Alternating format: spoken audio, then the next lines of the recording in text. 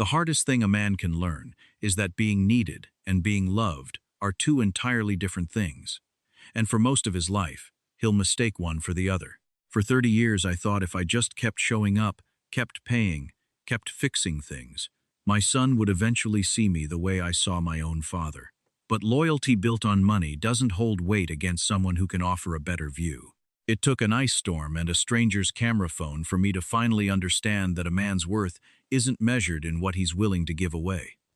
Welcome back to the channel. If you've ever poured everything you had into a child only to become an inconvenience the moment somebody richer walked into the picture, you already know the particular kind of cold I'm talking about. Before I get into what happened on the night everything changed between my son and me, I'd ask you to hit subscribe and drop a comment telling me where you're watching from tonight. I answer as many as I can, and honestly, hearing from you all is half the reason I keep telling these stories. To understand why I ended up standing in a stranger's driveway at 2 in the morning with a chainsaw in my hands, you first have to understand Walter Higgins. Walter lives 2 streets over from me on Redbird Lane, in a brick rambler with a carport that's been leaning sideways since the Reagan administration. He's 79, a widower, retired from 38 years running the boiler room at the old textile mill before it shut down. His hands shake a little now, but not enough to stop him from doing what he's done every winter for the last decade, which is run a one-man operation he calls the Warm Neighbor Fund. He buys space heaters with his own Social Security check, patches roofs with borrowed ladders, and checks in on the widows and shut-ins scattered across our end of the county. He doesn't ask for thanks. He drives a Buick with one door that's a different color than the rest of it, and he wears the same flannel-lined coat every single day from November to March. Walter is the kind of man people forget to notice until the day they desperately need him. My name is Harold Kessler. I'm 64 years old, and for 31 years I ran Kessler Heating and Cooling out of a garage bay on Route 9, the same business my own father started. I've spent my life with grease under my fingernails and a bad knee from crawling through crawl spaces in houses that should have been condemned 20 years ago. If I've got one honest flaw, it's that I never learned how to say no to my own boy. When my wife Carol passed 8 years ago, my son Ryan was 22, and I told myself the least I could do was make sure he never wanted for anything. I co-signed his first apartment. I paid off his community college loans, and then quietly covered the rest when he transferred to the state school. When he met Vanessa 2 years ago, a woman whose family owns 4 car dealerships across 2 counties, I was happy for him. I really was. But somewhere along the way, being Ryan's father turned into being Ryan's line of credit, and I was too proud, or too scared of losing him, to ever say it out loud. I thought if I just kept giving, he'd keep needing me. I was wrong. I was just financing my own disappearance. Monday, December 15th, 6:40 in the evening. The call came while I was standing in my own kitchen, stirring a pot of chili I'd been meaning to make all week, the radio on low in the background, giving the weather report for the weekend. My phone lit up on the counter with Ryan's name on the screen, and for just a second, before I even answered, I felt that old, familiar lift in my chest, the one you get when your kid calls you for no reason at all. "Hey, bud," I said, wiping my hands on a dish towel. "I was just thinking I'd bring some of this chili by this weekend before Christmas gets crazy." There was a pause on the other end, long enough that I thought the call had dropped. Then I heard him exhale. "Dad," he said, and something in his voice was already apologizing before he'd said anything wrong. "So, about Christmas Eve, I think we need to talk about it." "Talk about what?" I asked, turning the burner down low. "We've done Christmas Eve at my place every year since your mom passed. You, me, sometimes your cousin Danny if he's in town." "Yeah, I know," Ryan said, and I could hear him shifting, like he was pacing in another room. "But Vanessa's parents are hosting this huge thing this year at their lake house. All the extended family, business partners, it's a big deal for her dad's company anniversary. She really wants me there for the whole night. And honestly, Dad, it would look kind of strange if I split my time and showed up late smelling like your garage." The words landed somewhere behind my ribs, but I kept my voice level. "Well," I said, "we could do it earlier. I could come by around 4. We eat. You head over to the lake house by 6. "No, Dad," he said. And now there was an edge creeping into it, the kind of edge that comes from a person who's already decided something and is just waiting for you to stop arguing. Vanessa's dad wants a family photo with everyone at 5 sharp. It's not really something I can be late to, you understand, right? I thought about the 22 years of Christmas Eves in that house, the tree I helped him decorate every single year even after Carol was gone. The way he used to fall asleep against my shoulder on the couch when he was small enough to fit there. Ryan, I said quietly, I already bought the brisket. I already told Walter I'd bring him a plate. I haven't seen you since Thanksgiving. Dad, please, he said, and I heard the irritation slip all the way to the surface now. It's one night. You can do something else. Figure something out. Figure something out. The line went dead before I could say another word. He didn't say goodbye. He just hung up, and the chili kept simmering on the stove like nothing in the world had happened. I stood there in my kitchen for a long time, long enough that the chili started to catch on the bottom of the pot, and I finally understood what it feels like to realize you've become optional to the person you'd have walked into traffic for. If that feeling is familiar to you, if you've ever felt like a checked box in somebody else's holiday plans, go ahead and hit that like button right now. It helps this story find the other fathers out there sitting in their own quiet kitchens tonight. Tuesday, December 16th, 5 o'clock in the evening. I couldn't sit in that house anymore, staring at the little pre-lit tree I'd put up out of habit more than joy. So I loaded my truck bed with 2 chainsaws, a come-along winch, a stack of tarps, and every space heater I had left over from the shop, and I drove over to Walter's place on Redbird Lane. The sky had already gone that flat gray color that means business, and when I pulled into his driveway, Walter was out front trying to wrestle a fallen limb off his own carport roof, moving slower than I'd ever seen him move. "You're going to throw your back out doing that alone, old man," I called out, climbing down from the cab. Walter straightened up, breathing hard, and gave me that dry, tired grin of his. "The cold gets into these old bones quicker every year, Harold. But Miss Odell over on Finch Street has been without proper heat since Sunday, and the weather service is saying we've got a real ice event coming Thursday into Friday. If I don't get her set up before then, she's going to be huddled under every blanket she owns, praying the pipes don't burst." I didn't say much. I just walked over, hauled the limb off the carport roof myself, and started sawing it into pieces small enough to haul away. We worked together in the cold for almost 2 hours, and Walter never once asked why I was out there on a Tuesday night instead of home wrapping presents. He just worked alongside me, quiet and steady, the way he always does. When we finally stopped, he pulled a thermos out of his Buick and poured me a cup of coffee so strong it could have stripped paint. "You've got the look of a man who just found out he's not as important as he thought he was," Walter said, watching the steam curl up into the dark. I took a sip and let the burn settle in my chest. Ryan called. "Told me not to come for Christmas Eve. Vanessa's family is throwing some big anniversary party at their lake house, and I guess I don't fit the photo." Walter didn't offer me any easy comfort. He just looked down at his own hands, cracked and swollen from decades of work. "A man goes where he's needed, Harold," he said, "not where he's tolerated." I learned that the hard way when my Denise passed and my own kids scattered to 3 different states like I was contagious. Took me a long time to understand that the people who need you and the people who merely allow you around aren't always the same people. You've got a truck full of tools and a body that still works. If your own family doesn't want your time this Christmas, I know about 30 folks between here and the county line who'd be grateful for it. I looked over at Walter, then down at my own scarred hands on the steering wheel, and something inside me went quiet and still, like a door easing shut instead of slamming. I'd spent 8 years trying to buy my way into a life that had already moved on without me. "What time do we start Thursday?" I asked. Walter's eyes crinkled at the corners. 5:30 in the morning. Bring the winch." Thursday, December 18th, 5:30 in the morning. The ice storm hit exactly the way the weather service warned it would, except worse, the way these things always seem to be worse than anybody predicted. By Thursday night, a half-inch of solid ice had coated every power line, every tree branch, every stretch of road from the county line up through Millbrook Heights. Transformers were popping like fireworks in the distance. By Friday morning, nearly the whole county was dark, and the temperature had dropped into the teens with a wind that cut straight through denim. I never looked at my phone. I left it face down on my kitchen counter, plugged into the wall, and I pulled on my old Carhartt coveralls, my steel-toed boots, and the orange safety vest I hadn't worn since I retired from doing emergency service calls. I filled the truck bed with extra gas cans for the generators, a dozen wool blankets from the shop's supply closet, and every bag of rock salt I could find at the hardware store before it sold out. For the next 2 days, Walter and I became something like a two-man emergency crew, working off nothing but coffee and whatever sandwiches we could grab standing up. My truck had four-wheel drive and a set of chains I'd put on the tires Wednesday night, which made it about the only vehicle on the road that could get anywhere near the worst-hit streets.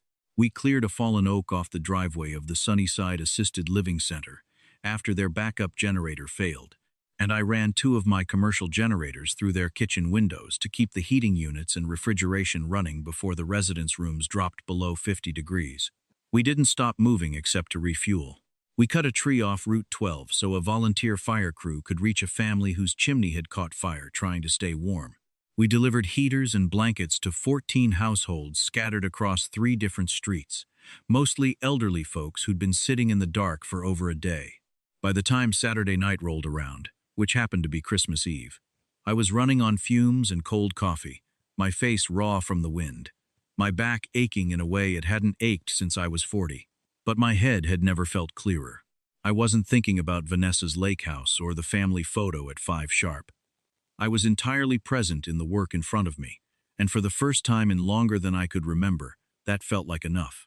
At around 11 that night, a local news crew from Channel 8, out covering the power outages across the county, got their van stuck in a deep rut of slush and ice at the corner of Redbird and Finch. Walter and I came up behind them in my truck, and I hooked the winch cable to their frame and pulled them free in under 2 minutes. A young reporter named Carla Denton came jogging over to my window with a cameraman right on her heels, the red light on top of the camera glowing through the falling sleet. "We're live right now on Channel 8, Carla said into her microphone, her breath fogging in front of her face.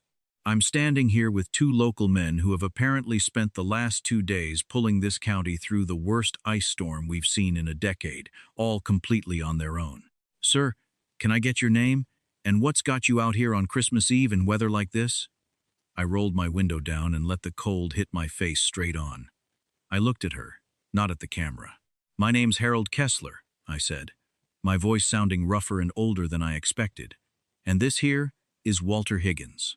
We're out here because there's people in this county who needed help tonight and didn't have anybody else coming. That's really all there is to it. A man goes where he's needed. You don't get to sit inside where it's warm just because it's a holiday, not when your neighbors are freezing." Carla looked genuinely caught off guard. "Harold, dispatch just confirmed that you two are the reason Sunnyside Assisted Living didn't have to evacuate 31 residents into sub-freezing temperatures last night. Do you have family waiting on you somewhere tonight?" I let out a breath that turned white in the cold air. "My family had other plans this year," I said. "A big party across town, so I had some time free. Merry Christmas, everybody. Stay warm out there if you can." I rolled the window back up, and Walter and I pulled away to check on 3 more houses before the night was through. Sunday, December 21st, 12:20 in the morning. We finally made it back to Walter's place to park the truck for the night. He shook my hand at his door, his grip still surprisingly firm. "You did real good work tonight, Harold," he said. "Go home and get some sleep."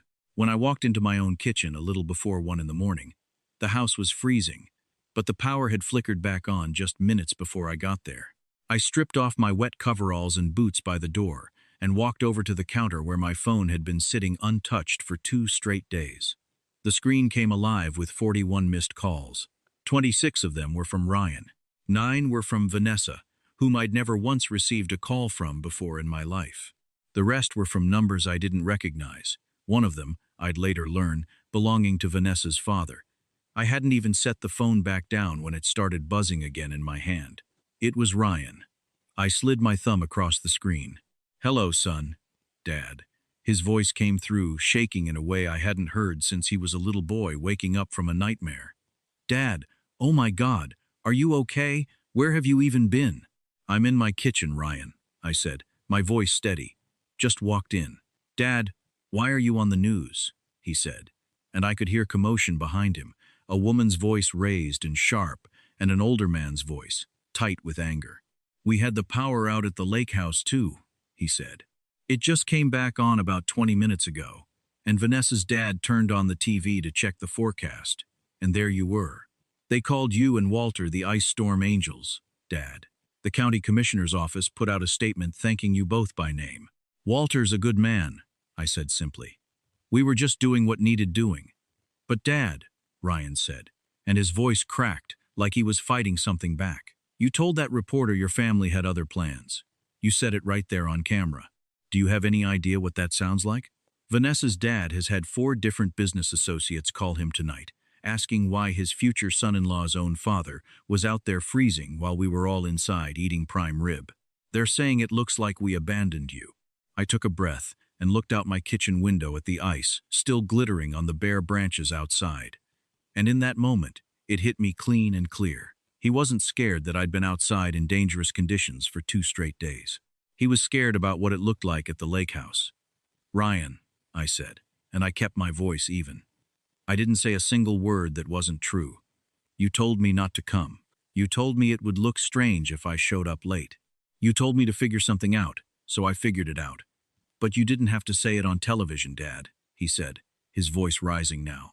Vanessa's father spent a fortune on that party tonight, and now everybody's asking why his own father was out clearing ice with a chainsaw while we sat inside. Vanessa's mom. She's been crying in the other room because her friends keep texting her. Then tell them the truth, Ryan, I said quietly. Tell them you chose the lake house and the family photo, and I chose to make sure 31 old people didn't freeze in their beds. There's no lie anywhere in that. Dad, please, he whispered. And for the first time all night I heard something that might have actually been fear instead of embarrassment. The generator at the lake house, the one Vanessa's dad had installed last spring, it failed a couple hours into the storm. A pipe burst in the guest wing, and half the downstairs is flooded now, and it's freezing in here. Everybody's huddled around the fireplace. Is there any way you could bring one of your generators over and maybe pull that plow attachment you've got? The driveway's completely iced over. Nobody can get a car out. I sat there in my quiet kitchen for a long moment. 5 years ago, even a week ago, I would have been in that truck before he finished the sentence. I would have driven through that ice, hooked up every generator I owned, and worked myself half to death just to hear him say, "Thank you, Dad." But that man, the one who kept giving because he was terrified of what would happen if he ever stopped, he didn't walk out of that storm with me. No, Ryan, I said, and my voice didn't shake at all. What?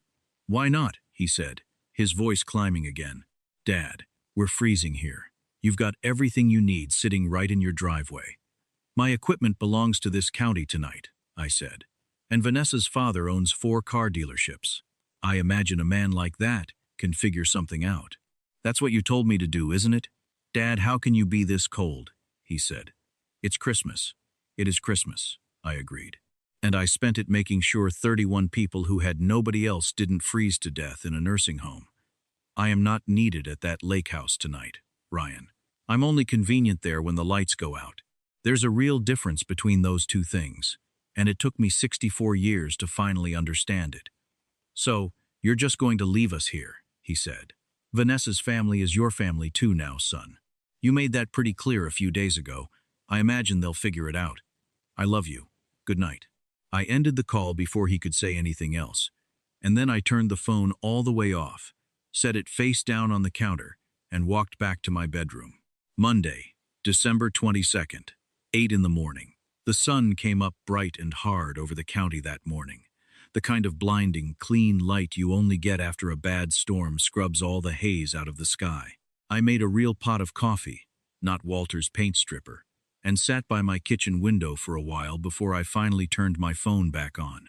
There were more messages waiting, most of them from Vanessa, a few of them accusing me of things I hadn't done, and one long, rambling text from Ryan that started with an apology and ended up defending why he'd needed to stay at the lake house in the first place.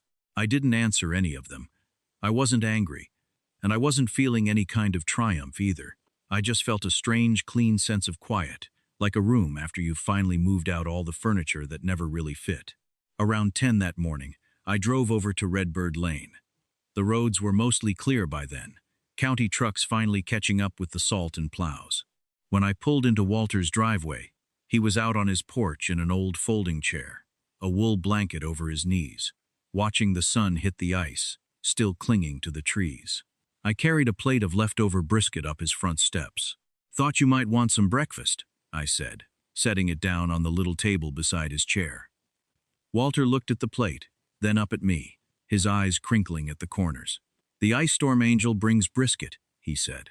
"I must be doing something right after all." "Don't start," I said, and I laughed for what felt like the first time in a week, sitting down on the top step beside him, letting the cold morning air settle into my face.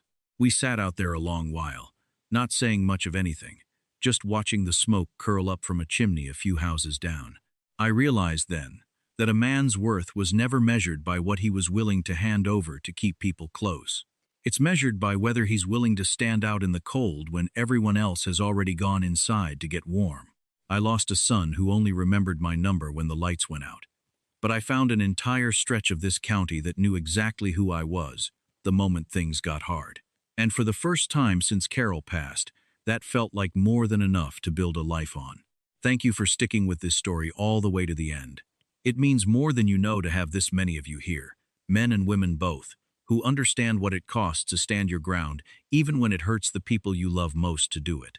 If any part of this reminded you of your own family, or a time you finally had to walk away from people who only wanted you around for what you could give them, I'd love to hear about it in the comments below. Don't forget to like this video and subscribe so you don't miss the next one. Stay warm out there, take care of yourselves, and go where you're needed. Merry Christmas.